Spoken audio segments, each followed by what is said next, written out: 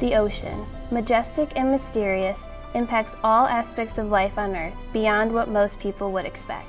Whether you fear it or love it, there is no denying the ocean has a power that goes beyond its thunderous waves.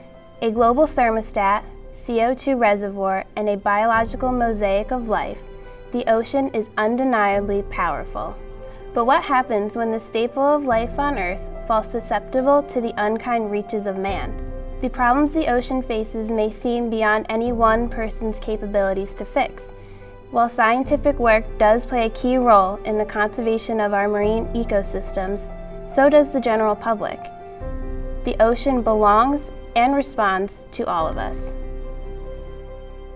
The foundation of the ocean, housing thousands of species ranging far beyond just fish, are coral reefs.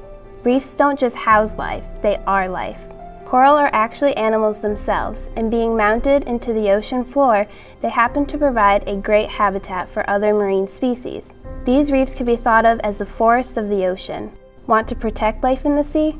The reefs are exactly where you need to start. So we're going to talk about the last unicorns, the rescue and restoration project that we've just started for Florida's pillar coral. Basically 2 years ago, we found 588 colonies at 99 sites throughout the entire reef tract, from the Dry Tortugas, this is 90 miles off of Key West, all the way up here into Broward and Dade, West Palm Beach County is kind of the northern range of the species on our reef. So only 588 live colonies. This number is definitely less at this point, and I'll show you why. What are the stressors that are affecting these coral? Well, we had a mass coral bleaching event here in the Florida Keys in the summer of 2014 as well as the summer of 2015.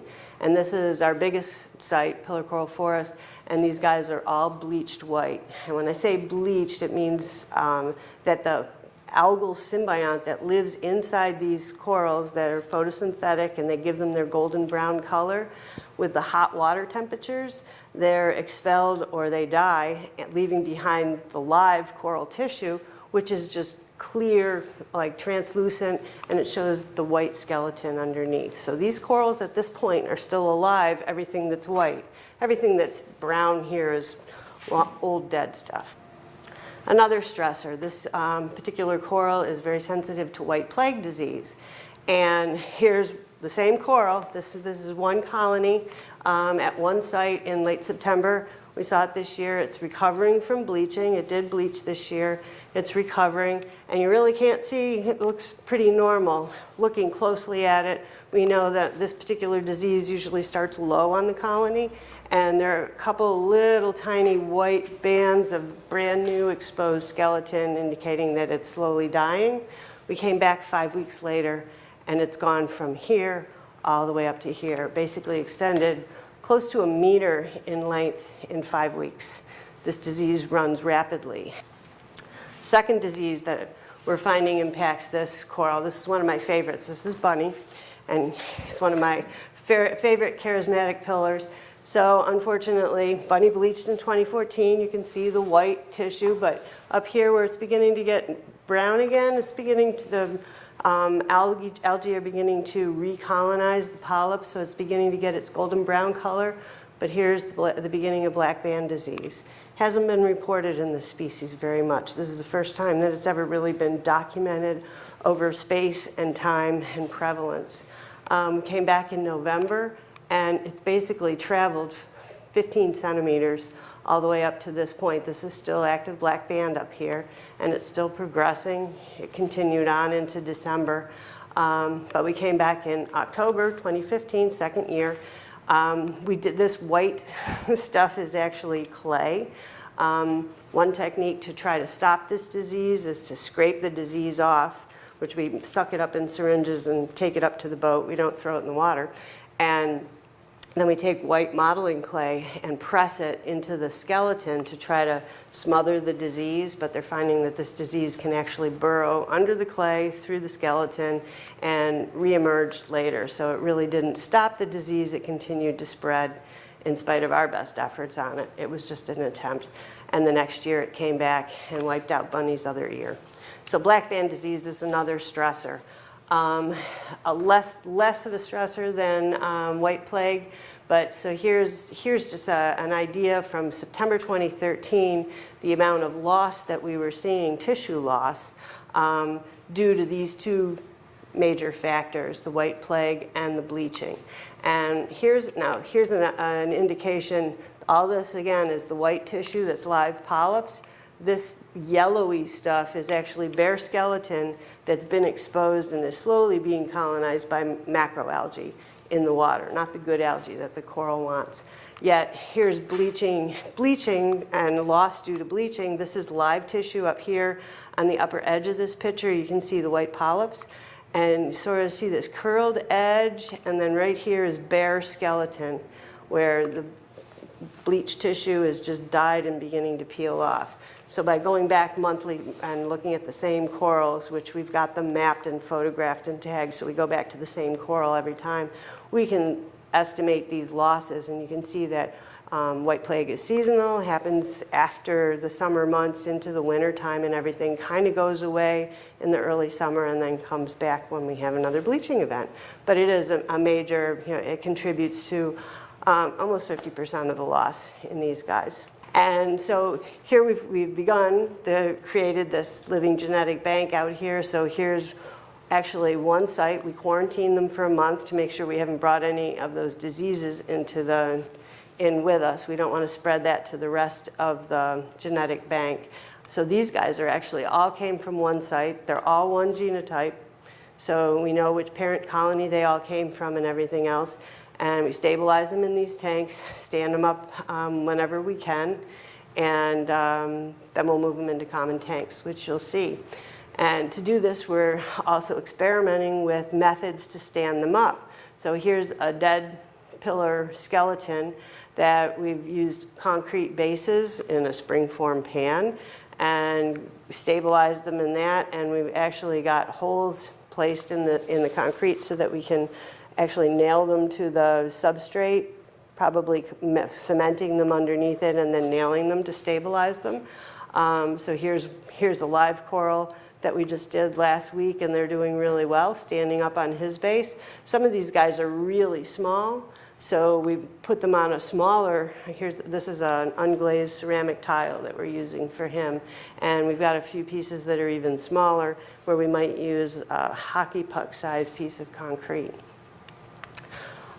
So another aspect of this restoration project, partnering with Moat Marine Lab, Moat has been working for the last several years on this microfragmenting and coral reskinning project, where they'll actually cut 3 or 4 polyps from a coral. Okay, this is a boulder coral. This isn't the pillar coral. And they'll cut those up, place them on these little hockey pucks, and because they've cut them on 4 different sides, they seem to stimulate this sideways growth on these guys. So in a matter of 6 months or a year, they'll cover a hockey puck size concrete puck, about 2 inches in diameter. And so they've grown faster. Now if they take those and put them together, not touching, but maybe in an area the size of a dinner plate, they can take 6 or 8 of those, put them out on the reef like they're doing here, say on an old dead coral head. And in 5 to 10 years, these corals will actually start to grow together like this. And if they were all taken from the same chunk of coral, they recognize each other as self, and they'll grow together rather than fighting with each other if they're a different genet. So that in time, in 5 to 10 years, they can get a coral head that's the size of a dinner plate, which may be about almost reproductive size. In nature, to get a coral head that size probably takes 50 years. So we've shortened potentially the reproductive time and the ability to cover some dead coral tissue from 50 years down to maybe 8 or 10 years with these. So we're going to try this with pillar coral, and they've just started microfragging them in January. They've got 17 fragments that are doing great. Here they are on their little hockey pucks. These hockey pucks are about the size of a nickel. Okay, these are really small microfrags. So they're waiting for them to cover those blocks. It may take 6 months or a year. We don't know if these guys are going to grow faster or not. So this is another experimental portion of this restoration for this particular species that hasn't been worked with before. The problems facing the reefs go far beyond these diseases. They even come as far as the foreign waters of the Pacific, the original geographical range of the infamous lionfish. While striking and complex in appearance, the lionfish is now depicted as a rampant tyrant accredited for the degradation of some vital marine ecosystems. The lionfish, or red lionfish, P. volitans, is native to the Indo-Pacific. Speculated route of the introduction, some people were saying that potentially it was from an aquarium release during Hurricane Andrew, which was in 1992. But we were starting to see sightings see in Florida back as far as 1985. So what we think actually may have happened is probably some retired aquarium enthusiasts got bored with their fish tanks and possibly released their fish into the water, where they started reproducing, and then the eggs and larvae were dispersed, probably in the Gulf Stream. As you can see the spread is starting to go up the northeast of Florida, and then all the way up and reaching as far as New England, and then began to spread throughout the Caribbean as well. So probably these fish were reproducing, and then their larvae was dispersed via ocean currents, and then they established populations throughout the Atlantic and the Caribbean. And what makes this such a problem is that these fish are voracious generalist predators, and they have no known biological control here in the Atlantic and in the Caribbean. So there's nothing to really, take down the populations. So along with having no native predators here in the Caribbean and the Atlantic, they also are able to tolerate a wide range of environmental conditions. So temperature-wise, they can handle warm temperate to tropical waters, and basically they can handle any temperature down to about 50 degrees. So there's been sightings of them all the way up to Rhode Island, where you guys are. Most likely juveniles and larval lionfish were being carried in the Gulf Stream, probably in the warm summer months with the warm water up there, where they probably stayed around until it started getting too cold. And once the water hit about 50 degrees, they probably started seeing mortality of those fish. So they haven't really established there yet, but they have been seen there. Salinity, they can handle anything from ocean water to estuarine environments. And they've even been seen in the Indian River here in Florida, which is freshwater. So they can really handle a huge variety of salinities as well. Depths, been seen in 1 feet to over 1,000 feet. The image here is of a picture we took with the Mohawk 18 ROV, which is operated by some friends of ours at UNC Wilmington. And this picture was taken at a depth of 375 feet, and this is southwest of the Tortugas at a place called Miller's Ledge. So they seem really comfortable at 375 feet, all the way down to 800 to 1,000 feet, and maybe even deeper. Their growth rate is extremely rapid.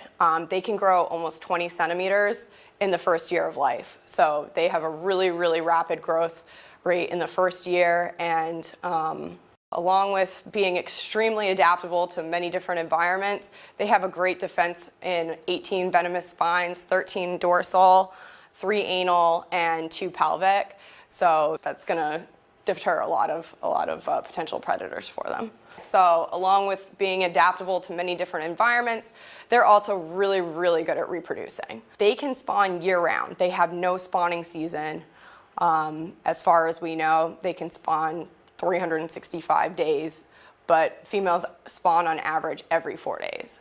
Each time a female will spawn, she'll lay about 25,000 eggs. So if you extrapolate this out to a year, you're looking at about 2 to 2.3 million eggs per year. So you can see how they can really, really easily just explode in population. So a reason why this is such an issue, like I was saying, they're a voracious, indiscriminate predator. They eat a variety of fish and crustacean species. There's been over 70 different types of fish found in gut content analysis of the lionfish.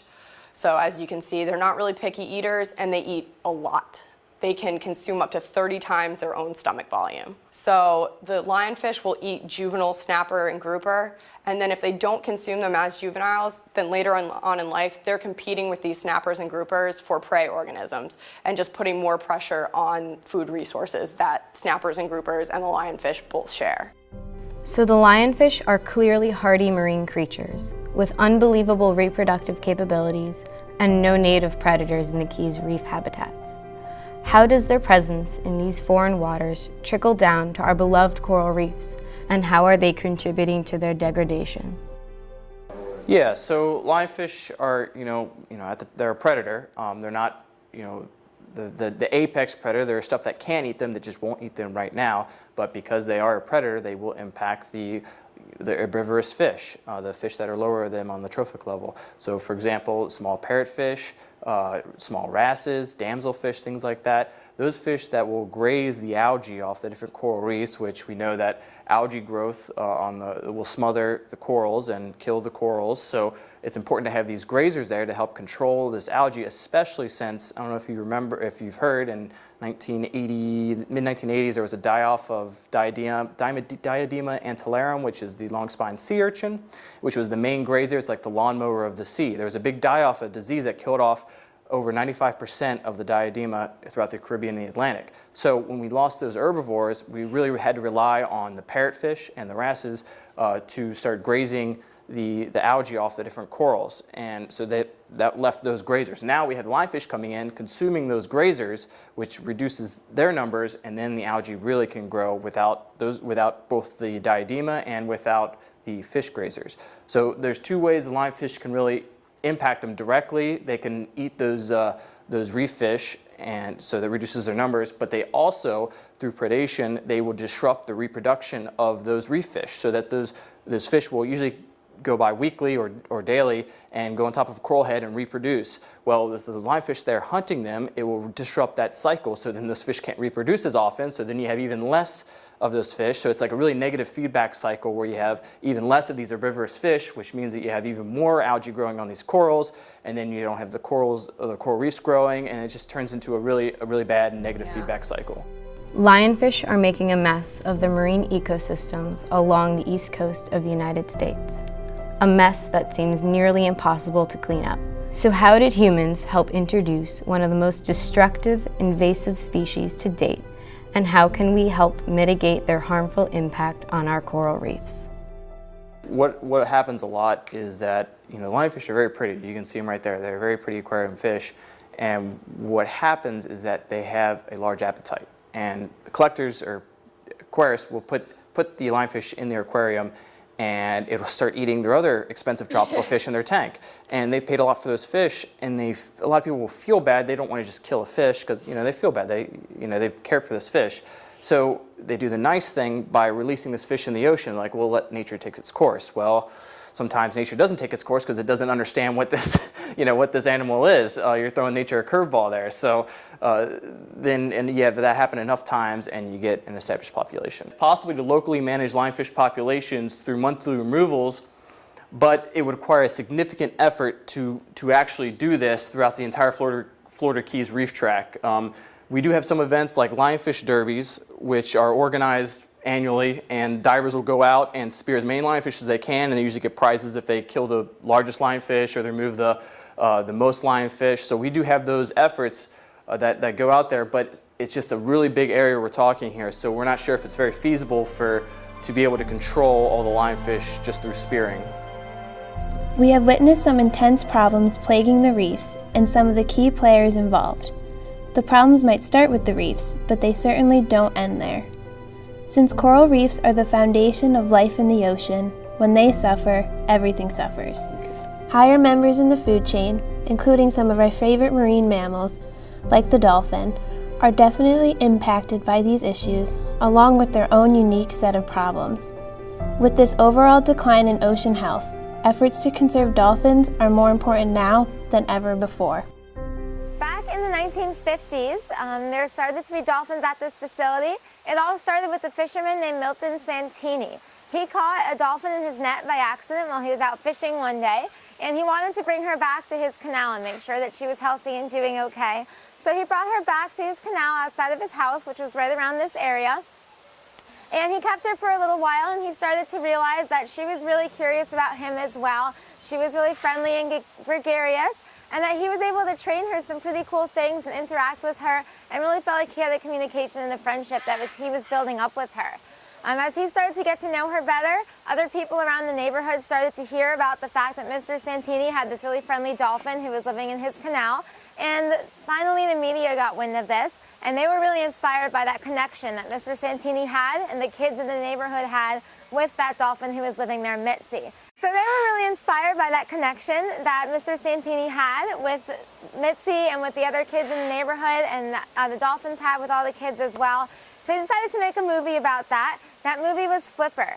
So back in the 1950s, early 60s, they filmed that movie.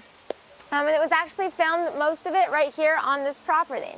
Now, after people saw the movie Flipper, that's when the public really started to get inspired to care about dolphins. Before that movie came out and before dolphins started to be in human care facilities where people could go and see them and really connect with them, people really did not care too much about dolphins and marine mammals. They used to be used for target practice by hunters and fishermen. They were really just considered a pest and a nuisance. But once people got to know them better and to see how friendly and charismatic they could be, they really started to care about protecting them. And that's what started all of the movements for people to start protecting the ocean and protecting marine mammals. When they started this facility, their main mission was to make sure that not only could we learn scientifically about the dolphins and maintain our research, but also that we were open to the public and invite people in to see the research that we're doing, see the animals, build that connection with them, and experience them on a first-hand basis.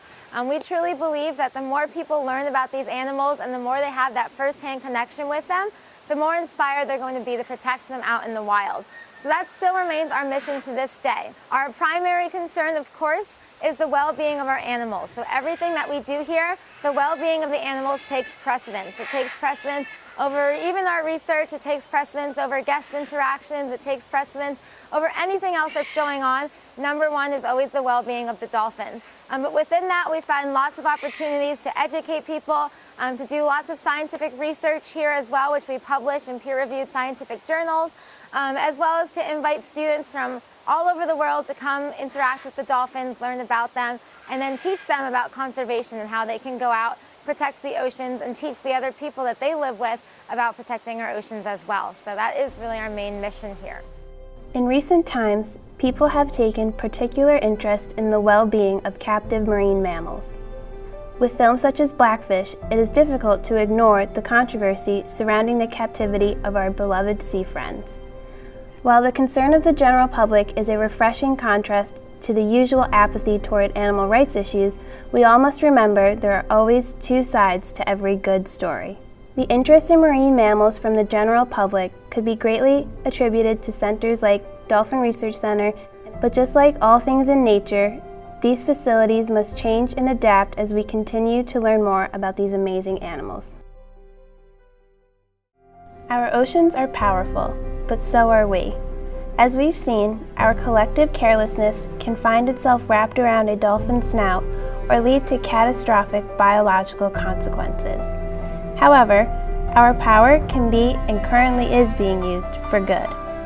Scientists are rebuilding and restoring coral reefs, mitigating the effects of the villainous lionfish, and continuing to love and learn about the dolphin. But we've also learned that the work of these brilliant scientists is just simply not enough. For conservation efforts to take hold and persist in wild habitats, it must be a collective effort. Education and awareness is a key to playing your part in this environment. Understand that the ocean can fall prey to simple acts of carelessness. And finally, be kind to the creatures of the sea by being mindful of your activities in and around the ocean. As Jacques Cousteau once said, people protect what they love. So let's start doing our part to protect something that gives us so much.